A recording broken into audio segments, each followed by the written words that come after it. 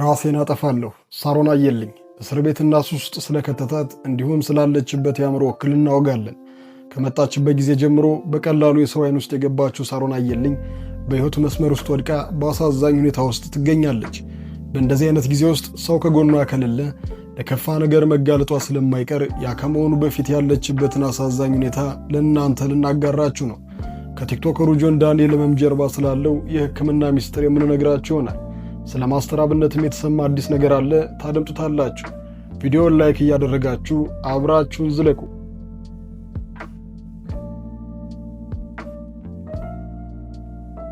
ከጥቂት ዓመታት በፊት ምሳችን ስንበላ ሁሉ የምናነሳት ከእሷ ቃለ መጠይቅ በኋላ አርቲስቶች ሁሉ ተወዳጅ ምግባችሁ ምንድን ነው ሲባል ሽሮ እንዲል ያደረገችው ሳሮን የሕይወቷ ከባባድ ቀናት ላይ ከወደቀች ሰነባብታለች። አወዛጋቢነቷ ሁሉ ተዘንግቶ ከንፈር የሚመጠጥላት ወጣቷ ሳሮንን ማየት ልባቸውን የሰበረው በርካቶችን ነው። አንዳንዶች እንደ በፊት ጊዜዋ ሽሮ አልወድም ብጣስ ጨርቆቹን ለብሳ በገዛ ሰውነት የምናገባቸው የምትለውን ከተለያዩ የናይጄሪያ ወንዶች ጋር የፍቅር ታሪኳን በየሚዲያው የምታሰጠውን ያችኛዋን ሳሮን መናፈቅ ከጀመሩ ሰነባብተዋል። ሳሮን ቱርክ ከከተመች ቆይታለች። እንደ አርቲስቶቻችን 8 ቁጥር ወገብ፣ ሰፋ ያለ ዳሌ፣ ከንፈሮቿን እንቡጥ ለማድረግ አገጯን ቀጥ ለማስደረግ አይደለም ቱርክ የከተመችው፣ ኑሮዋን ለማሸነፍ እንጂ። ሳሮን በተለያየ ጊዜ ላይ እየገባች የተረሳ አዋራ የለበሰ የመሰለ ስሟን ለማደስ ብትሞክርም የተሳካላት አይመስልም። የሳሮን የቁልቁለት ጉዞ ማቆሚያ ሊያጣ ይሆን ወይ እያሉ የሚጠይቁ ተበራክተዋል። ቲክቶክ ስደተኛዋን ሳሮን ከብቸኝነቷ የሚያስጥላት ብቸኛው መንገድ ከሆነ ከራርሟል። የልብ ወዳጅ አድናቂ ሁሉ ምን ብላ ይሆን ብሎ በጉጉት የሚጠብቃት የነበረች ልጅ ብቸኝነት ብቻዋን ካስቀራት እሷና እሷ ብቻ ከቀሩ ቆይተዋል። ለዚህ ብቸኝነት መፍትሄ ያደረገችው አይመካሪ ማጣት አይሰው ማጣት የሚያስብልና ለሳሮን እንዲታዘንላት የሚያስገድድም ነው። ሳሮን ከብቸኝነቷ ለመላቀቅ ሁሉ ነገሯ ቲክቶክ ላይ ማውጣትና በሰው ቁስል እንጨት ስደድበት የሚለውን አባባል ያስታወሰ በህመሟ የሚቀልዱትን ያሳየ ነበር።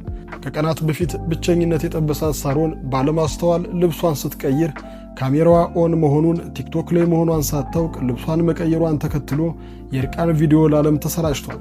የበፊቷ ሳሮን ለእንደዚህ ጉዳይ ግድ የማይሰጣት ነበረችና ተቺዎች ቪዲዮዋን እያወጡ ይቀጠቅጧት ጀመር። ይቺ ብቸኝነት ያደቀቃት ሳሮን እንደ በፊት ጊዜ ወጥታ ሙግት አልገጠመችም፣ በእንባ ተማጽኖ እንጂ። አስበው አውቃ እንዳላደረገችው ነገሩን ማብራራት ቀጠለች። የወደቀ ዛፍ መሳሪያ ይበዛበታል እንዲሉ የራሩላት ቢኖሩም ትችታቸው እንደ ሐምሌ ዝናብ ያወረዱባትም በርትተዋል። ይህ ሁኔታ በእንቅርት ላይ ጆሮ ደግፍ የሆነባት ሳሮን ራሷን እንደምታጠፋና እንዲተዋት መማጸኗንም ቀጥላለች። ይህን ካዩ በኋላ በርካቶች ከሳይንስ ማህደር እየመዘሱ አረን ድረስላት ሳሮን በድብርት ህመም እየተሰቃየች ሳይሆን አይቀርም እያሉ ይገኛሉ። የድብርት ህመም ከፍተኛ ደረጃ ላይ ሲደርስ ራስን ለማጥፋት መሞከር እንደ ማስጠንቀቂያ ምልክት ይታያል። በእርግጥ ቱርክ ለሳሮን የሳቋ ምንጭ የሆነች ሀገር አይደለችም። በተደጋጋሚ ወህኒ ቤት ለሳሮን ያሳየች፣ ለቀናትም ለወራትም ቆልፋባት የከረመች ሀገር እንጂ። ብቸኝነቷን ለመሸሽ ነገር ዓለሟን ሁሉ ቲክቶክ ላይ ከመጣድ ባለፈ በተለያየ ሱስ መያዟና መደበቋ እስር ቤትን ደጋግማ እንድትጎበኝ አድርጓታል። የሕግ ሰዎች እንደሚሉት የእስር ቤት ዋናው ዓላማ ታራሚው ከነበረበት እኩይ ድርጊት አስተምሮ የተሻለ ዜጋ ማድረግ ሲሆን ለዚህም የቤተሰብ አይዞህ ነገ የተሻለ ቀን ነውና ማበረታቻም ወሳኝ ነው ይላሉ። ሳሮን በሰው ሀገር ያለ ጥያቄ መታሰሯ ተምራ የተሻለ ዜጋ እንድትሆን ያደረጋት ለተስፋ መቁረጥ እንደገፋፋት ይነገራል። የነጻነት አየር መተንፈስ ጀምራ በቅጡ ሳታጣጥም የወህኒ ቤት ቆይታዋ ይናፍቃት ይመስል ደግማ በሱስ ተይዛ መታሰርን ከደጋገመችው ሰንበትበት ብላለች።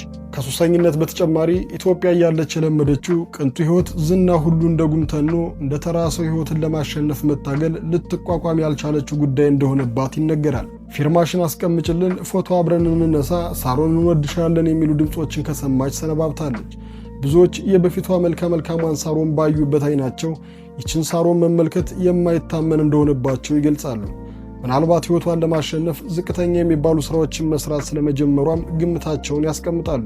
ለግምታቸው ማጠናከሪያም በፊት በነበረችበት በፎቶ በሞዴሊንግና በጥበብ ሥራዋ ላይ ብትሆን ኑሮ ሥራው በራሱ ራስን መጠበቅ ስለሚጠይቅ በእንዲህ መልኩ አናያትም እያሉ ይገኛሉ። ሌላኛው ሳሮንን ክፉኛ እየጎዳት ያለው ነገር ያያት ሁሉ የሚመኛት ሴት የነበረች የተለያዩ ወንዶች እሷን ለማግኘት እንዳልተፋለሙባት ያለምንም ፈላጊ ብቻዋን መሆኗን በትዝታ እንድትብሰለሰል እንዳደረጋትና ከአሁን ሕይወቷ ጋር የመረረ ጸብ ውስጥ እንድትገባ እንዳደረጋት ይነገራል። የሳሮን ሁኔታ የተመለከቱ ሁሉ ኢትዮጵያ መጥታ እንድታርፍ እንድትረጋጋና እዚሁ ሥራ እንድትሠራ እየመከሯት ያሉ ሲሆን፣ ሌሎች ደግሞ ወደ አእምሮና ሱስ ማገገሚያ እንድትገባና ደግማ ሕይወቷን ለማስተካከል እንድትጥር እየመከሯት ይገኛሉ። ከሳሮን ጉዳይ ብዙም ፈቀቅ ሳንል ማረሚያም ቤት ለ1 ዓመት ከ4 ወር ቆይቶ የወጣው ጆን ዳንኤል ከስር ከተፈታ በኋላ በርካታ ችግሮችን እያስተናገደ ይገኛል። በእስር ቤት እያለ የልጅ አባት የሆነው ጆን ዳንኤል ከስር ከተፈታ በኋላ ከልጁ እናት ናዮ ጋር ከፍተኛ ተመልካች የነበረው ላይቭ ስትሪም ላይ ክብሯን የሚነኩ ነገሮችን በማድረጉ ነፃነቱን በቅጡ ሳያጣጥም የትችት ናዳና እስር ቤት አልወጣህም ወይ የሚሉ የጥያቄ ናዳ ወርዶበት ነበር። ከትችቱ ብዙም ሳያገግም መታመሙንና አድናቂዎቹ እንዲጸልዩለት ጠይቆም ነበር። ጆን ዳንኤል በማይግሪንና በዝቅተኛ የስኳር ህመም እየተሰቃየ እንዳለ ተነግሯል። የሕክምና ባለሙያዎች እንደሚናገሩት ዝቅተኛ የስኳር መጠን ምግብ ባለመብላትና ከፍተኛ እንቅስቃሴ በማድረግ የሚመጣ ነው። ምናልባት ጆን ዳንኤል እስር ቤት ለረጅም ጊዜ ከማሳለፉ ጋር በተገናኘና አበላሉም ሆነ እንቅስቃሴው ውስን ሆኖ ከቆየበት በአንድ ጊዜ በርካታ እንቅስቃሴዎች ውስጥ መግባቱና አመጋገቡን ባለመስተካከሉ የመጣበት ሊሆን እንደሚችል ይናገራሉ። ጆን ዳንኤል ከስር ከተፈታ በኋላ ከሕጸጽ ጉዳይ ከተሳተፉ ቲክቶከሮች ቀዳሚ ሲሆን ከአይሾ ስፒድ አቀባበል ላይም ከፍተኛ አስተዋጽኦ ካደረጉ መሃል መሆኑ አይዘነጋም። እነዚህ ሁኔታዎች ጤናው ላይ ተጽዕኖ ማምጣታቸው ይነገራል። በቅርቡ ከሰይፉ ጋር ባደረገው ቆይታ በየገጠሩ የዞረ የውሃ ጉድጓድ ለማስቆፈር ፕሮጀክት ቀርጾ እየሰራ መሆኑን መናገሩን ተከትሎ ለራሱ ቅድሚያ እንዲሰጥና በመጀመሪያ እንዲያርፍ መጠየቁ አይዘነጋም። ከዚህ ጋር በተገናኘ በህመሙ በተደጋጋሚ ሆስፒታል እየገባ የግሉኮስ ሕክምና እየተደረገለት እየወጣ ይገኛል። አድናቂዎቹም ጠቅላላ ምርመራ እንዲደረግለትና ራሱን እንዲንከባከብ እየጠየቁት ይገኛሉ። ማስተር አብነት ከቀናት በፊት ወደ ኦፕራሲዮን ክፍል ሊገባ መሆኑንና ሕዝብ በጸሎት እንዲያስበው ጠይቆ ነበር። በመሆኑም አሁን ላይ የመጀመሪያ ኦፕራሲዮኑን አጠናቆ ለቀጣዩ እየተዘጋጀ መሆኑን ተናግሯል። በማስተር አብነት ጉዳይ መረጃ ለሕዝብ በመስጠት ታዋቂ ሰዎችን በማገናኘትና ለማስተር አብነት ብርታት ከመሆን አንጻር ቲክቶከሩ ብሩክ ኒውስ የፊት አውራሪውን ደረጃ የያዘ ሲሆን ሌሎች ቲክቶከሮችን በመተባበር ሲያግዙት አስተውለናል። ይህም አንዳንዶች እንደሚሉት ቲክቶክ ወጣቱን እያጠፈው ሳይሆን ወደ መልካም ሥራ እየሳበው መሆኑን ማሳያ ነው። ማስተር አብነትና ጆን ዳንኤልን ምሕረቱን ያምጣላችሁ እያል ሳሮን ካለችበት ጥንቅጥ ውስጥ እንድትወጣና የሕይወት መንገዶቿ እንዲስተካከሉ እንመኛለን። አበቃን። እናንተን ሐሳብ በኮሜንት ቪዲዮ ላይክ፣ ቻናሉን ሰብስክራይብ በማድረግ ቤተሰብ ይሁኑ። ብዙ ላጠፋ እችላለሁ ነገር ማለት ነውና ፕሊዝ በእናታችሁ ተውኝ። እኔ አውቄ ያደረጉት ነገር አይደለም እና ካያችሁት ምናምንም አግዙኝ ፕሊዝ። እኔ ከዚህ በኋላ እናቴም ሆነ አባቴ ስማቸው እንዲነሳ አልፈልግም። የምሬን ነው የምነግራችሁ። ምን ማለት እንደለብኝ እራሱ እኔ አውቄ አይደለም፣ በቤቴን አውቄ አይደለም። የምር